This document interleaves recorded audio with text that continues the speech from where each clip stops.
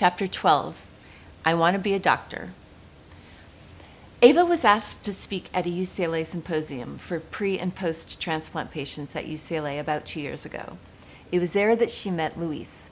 He was a teenager. He was there with his dad, and he'd been born with heart disease.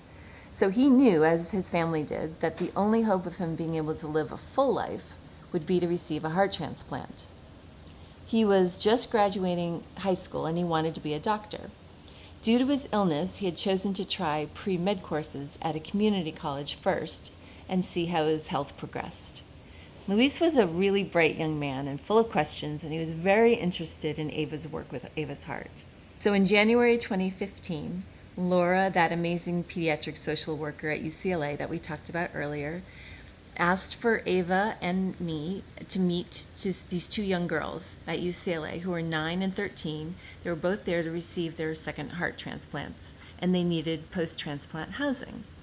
And she also wanted us to help Luis. He had been listed, and he was now waiting for many, many months for a new heart.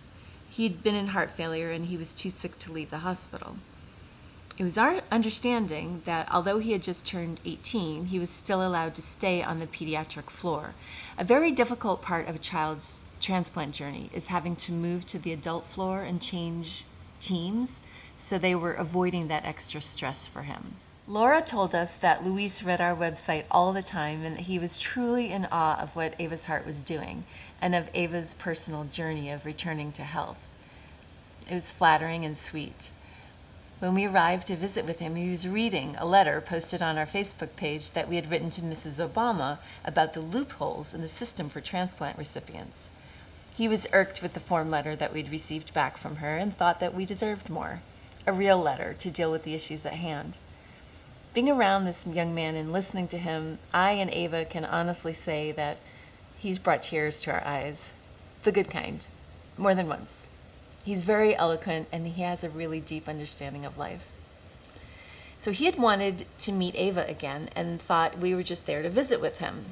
But Laura had shared with us that his post-transplant housing had fallen through, and everyone was trying to figure out where he could stay. We were able to get him a grant for housing post-transplant, and when we presented it to him that day, you would have thought he had won the lottery.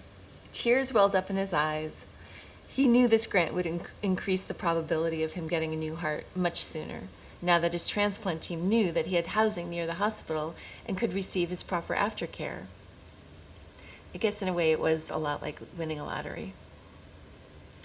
We were very happy to say that less than a week later, Luis received his new heart. Now, he is now back in college classes, he's fully recovered, and he's following his dreams. We joined him for lunch one day shortly after his surgery. It was really fun, and he shared with us his gratitude. He mentioned that one of the challenges during his recovery was that his hands trembled, and Ava assured him that, yes, everyone gets the shakes from the anti-rejection medications, and it's hard to write or even hold a glass sometimes, but fortunately it tends to dissipate as the bodies get used to the medications. He was relieved, and he was excited to already be feeling so much better than he had ever felt. We keep in touch with him all the time, and we hope to always do so.